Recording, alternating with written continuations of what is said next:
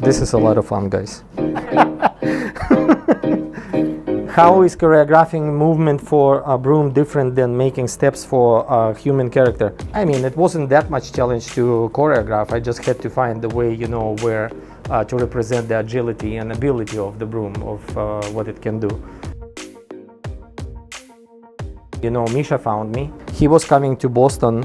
I was trying my hand in choreography, I would say. So workshops and stuff, you know, little pieces. Misha was coming to see all our workshops which we did in Boston, and one day he just gave me a call and offered to choreograph, and he started actually with the big piece. He said Carmen. I almost like fell on the floor. I got nervous right there. We didn't talk about like if it's really gonna happen. I was like for Widows Broom was suggested by Misha. We were looking for local artists, people who live in Providence. Misha told me about Chris, you know, like famous author, you know, like Polar Express. Do you know? I was like, yeah, I do know it. Widows Broom came up. I didn't know actually about the story until I was introduced by Misha and Chris. And the inspiration, I think it sits always within us all the time, you know, it just has to be activated. So like it's also being inspired in a different way. Sometimes, you know, you get the story in your head and it's already cooking, so you get excited.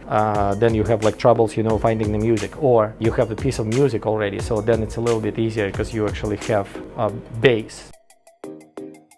That's an awesome question. All of them are so inspiring. Like with Chris Van Allsburg was fantastic. The first time we sat down, you know, like, and he actually told me about the book. He got me through sections of the story, you know, by just like, you know, telling me. He was like so inspired. His eyes like all, you know, like very alive. Eugene Lee is like so fast. He presented the whole structure in a small box, you know, so he did the mock-up of the stage, and that was a lot of fun, you know, to actually sort of look inside and walk through that. And Alexandra, I spent a lot of time actually working. It was my first time, you know, working with a composer. It was really cool because she was able to do different length, you know, like on different sections of the ballet. And I was like, this is so convenient. So, you know, like I decide, you know, if the solo has to be only like a minute long, you know, so she was able to accommodate that. That was like really inspiring. That was really awesome. I felt like, you know, I mean, big names also, and a teamwork. All of this, like it's a lot of collaboration. Okay. Ooh. This is from Cameron.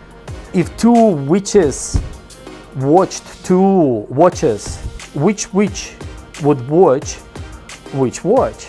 I would say that the first witch would have to watch the watch of the second witch. And yeah, like that.